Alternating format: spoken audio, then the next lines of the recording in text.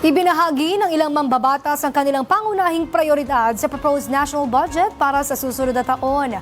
Ayon kay La Union 1st District Representative Paulo Ortega V, sa oras na gumulong ang deliberasyon sa Kamara, sisiyasatin niyang mabuti ang budget utilization rate ng bawat ahensya ng pamahalaan.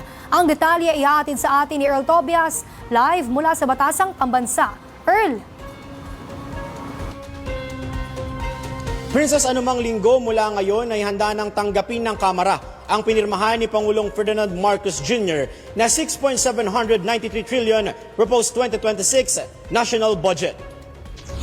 Sa katunayan, ipinahayag na nila La Union 1st District Representative Paulo Ortega at Lanao del Sur 1st District Representative Zia Alonto Adiong na education sector ang prioridad nilang mapaglaanan ng malaking bahagi ng pondo. Kasunod daw yan ng mga problema sa Department of Education na naabutan ni Senator Sani Angara nang pumalit bilang kalihim nito.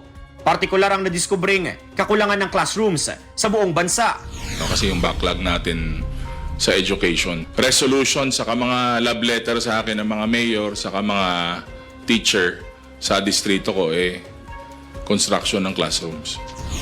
Education is number one because that's even the demand of the Constitution. We have to support Secretary Angara's proposal to revive our educational system.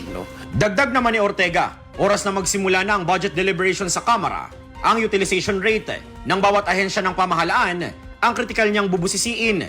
Sa madaling salita, dapat ay mapatunayan daw ng mga ahensya na nagagamit nila ng maayos kung anuman ang kanilang hinihingi.